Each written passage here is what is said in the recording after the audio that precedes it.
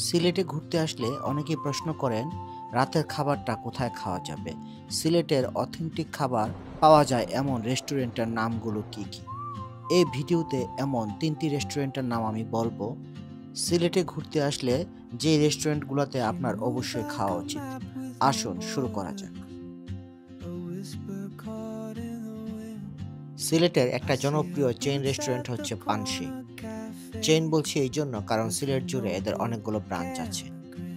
কিন্তু আমি আজকে আপনাদেরকে যে পানসী রেস্টুরেন্টটাতে নিয়ে যাচ্ছি, এইটা সিলেটের জিন্দা বাজারে অবস্থিত এবং আমার জানা মতে এইটাই ওদের প্রথম রেস্টুরেন্ট যেখান থেকে ওরা শুরু করেছিল প্রথমে। মজার ব্যাপার হচ্ছে এই পানসীর পাশে ওই যে দেখেন উপরে সাইনবোর্ড সুলতানস ডাইন দেখা যাচ্ছে।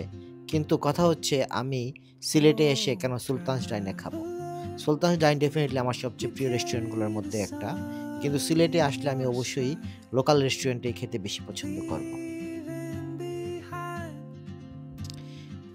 এবার বলি এখানে আমরা কি অর্ডার করেছিলাম। এখানে আমরা অর্ডার করেছিলাম একটা আস্ত কোয়েলের ফ্রাই, কয়েক ধরনের ভর্তা, সাথে সাদা ভাত এবং ডাল।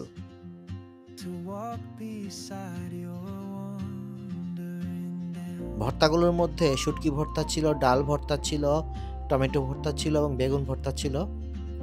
বলা যায় প্রত্যেকটা ভর্তায় মোটামুটি ওরা ভালোই বানিয়েছে।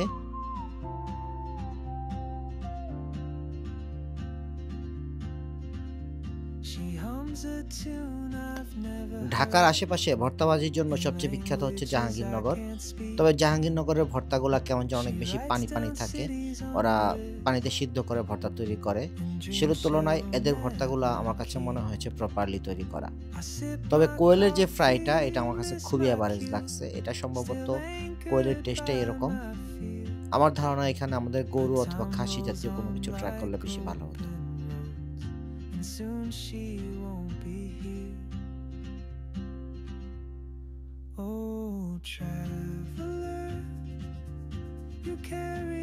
মূল খাবার শেষে ডেজার্ট হিসাবে আমরা একটা পুডিং এবং দই নিয়েছিলাম। আমার একটা কমন ধারণা হচ্ছে রেস্টুরেন্টের পুডিং কখনোই বাসার পুডিংয়ের মতো মজা হয় না। এই পুডিংটা খাওয়ার পরও আমার সেই ধারণায় কোনো পরিবর্তন আসে নাই।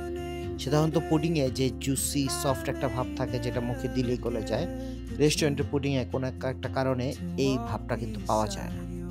তবে দইটা অনেক ভালো ছিল, অনেক সফট এবং অনেক সুদিং। খেয়ে মনে হচ্ছিল যেন পরাণ টানেটা জুড়িয়ে গেছে এরকম। তবে বলতেই হয় সিলেটের একটা নামকরা রেস্টুরেন্ট হিসেবে ওনাদের প্রেজেন্টেশনটা আরেকটু ভালো হওয়া উচিত ছিল। মানে এই সামান্য একটা পুডিং এর জন্য ওনারা যে বিশাল একটা প্লেট দিয়েছেন দেখতে বেশ দৃষ্টিকটুই লাগছিল।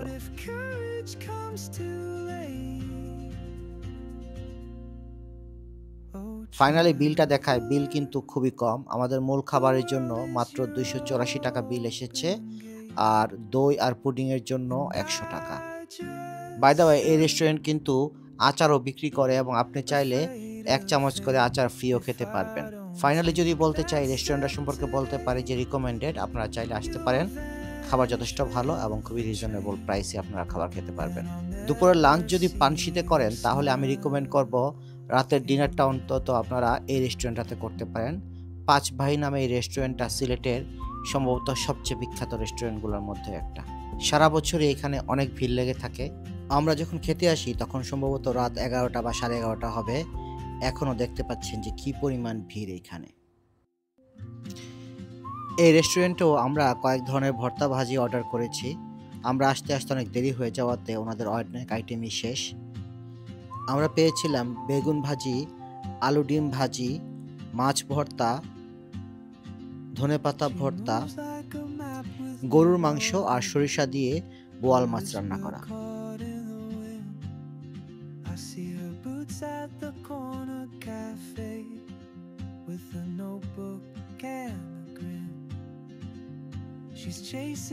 এখানকার বেগুন ভাজিটা খেয়ে মনে হয়েছে যে আমি এরকম বেগুন ভাজি আর জীবনে কখনো খাইনি। শুধুমাত্র এই বেগুন ভাজিটার জন্য হলেও এই রেস্টুরেন্টটা আমি আপনাদেরকে রেকমেন্ড করব। অন্যান্য সব জায়গায় সাধারণত বেগুন ভাজি যেরকম নরম নরম থাকে, এইখানের বেগুন ভাজিটা বেশ ক্রিস্পি। ওনারা সম্ভবত বেগুন ভাজির উপরে কোনো একটা কিছুর প্রলেপ দেয় যার জন্য এরকম স্বাদটা আসে। অন্যান্য ভাজি ভর্তাগুলো বেশ টেস্টি ছিল। মাছটা আমার কাছে মোটামুটি লেগেছে। আর গরুর মাংস অ্যাজ ইউজুয়াল সব রেস্টুরেন্টে ভালো হয়, এখানেও গরুর মাংসটা ভালোই ছিল।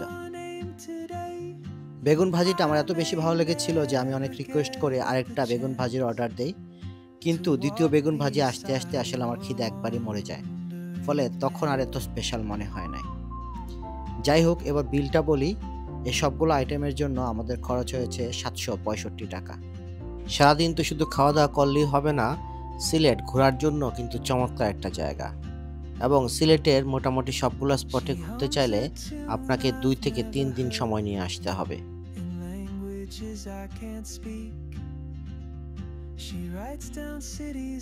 আপনি যদি সিলেটে আরও একদিন বেশি থাকেন তাহলে আমি আপনাকে সাজেস্ট করব এই রেস্টুরেন্টটাতে খাওয়ার জন্য। উঠান নামে এই রেস্টুরেন্টটাতে আমরা খেয়েছিলাম আমাদের ট্যুরের দ্বিতীয় দিনে। এখানেও আমরা প্রেফার করেছিলাম কয়েক ধরনের ভর্তা ভাজি, মাছ, পাবদা মাছ, ইলিশ মাছ, হ্যাঁ, মাংস, আর আপনার কাশির লেগ, কাশি ভুনা, বিফ, জাল ফ্রাই, হ্যাঁ, কালো বিফ। আচ্ছা, বিফ কালো বোনা কত? বিফ 200 টাকা, কালো ভুনা 210 টাকা। 210 না? তাহলে আমরা একটা বিফ কালা বোনা নেই না? আমাদেরকে একটা বিফ কালা বোনা দেন, হ্যাঁ? এই রেস্টুরেন্টের প্রত্যেকটা ভর্তা ভাজি আমার কাছে অ্যামেজিং লেগেছে। আর আরেকটা পার্থক্য ছিল, এই রেস্টুরেন্টটাতে প্রথমবারের মতো আমরা সঠিক সময়ে খেতে এসেছিলাম। আগের দুইটা রেস্টুরেন্টটাতে আমরা খেতে এসেছি সময়ের অনেক পরে।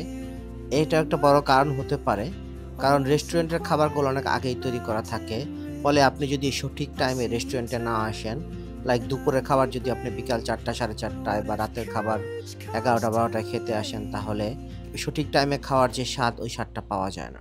সুতরাং এই 3টা রেস্টুরেন্টের মধ্যে কোনটা বেশি ভালো এটা কম্পেয়ার করা খুব মুশকিল। তবে ওভারঅল আমার কাছে মনে হয়েছে 3টা রেস্টুরেন্টই যথেষ্ট পরিমাণ ভালো, এবং আপনি সিলেটে আসলে এইগুলাতে সবগুলাতে ট্রাই করতে পারেন, অথবা র্যান্ডমলি যে কোনো রেস্টুরেন্টে ঢুকে যেতে পারেন।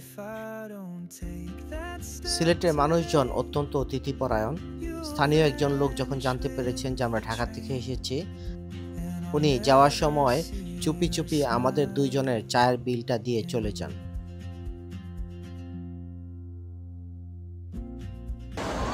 কেমন জোস্ত? সিলেটের রেস্টুরেন্টগুলোর আরেকটা ভালো দিক আমি খেয়াল করলাম যে সবগুলো রেস্টুরেন্টে মজা পাওয়া যায়। ঢাকার অনেক ভালো রেস্টুরেন্ট দেশি ড্রিঙ্কগুলো রাখতে চায় না, সেক্ষেত্রেও সিলেটটা আমার কাছে ঢাকার চেয়ে অনেক বেটার মনে হয়েছে। এইবার বিলের পালা। আমাদের এখানে আজকের বিল এসেছিল 430 টাকা। তো আমি বলবো ওভারঅল সিলেটের এই 3টা রেস্টুরেন্টই যথেষ্ট পরিমাণ ভালো, এবং এখানকার খাবারও যথেষ্ট রিজনেবল। তার মানে হচ্ছে একটা গ্রুপে করে যদি আপনি খান এবং বিভিন্ন ধরনের ভর্তা ভাজি সবজি, দু একটা মাছ মাংসের আইটেম নিয়ে আপনি খান, তাহলে খুব রিজনেবল একটা প্রাইসে খুব ভালো একটা খাবারের অভিজ্ঞতা আপনি পেয়ে যাবেন।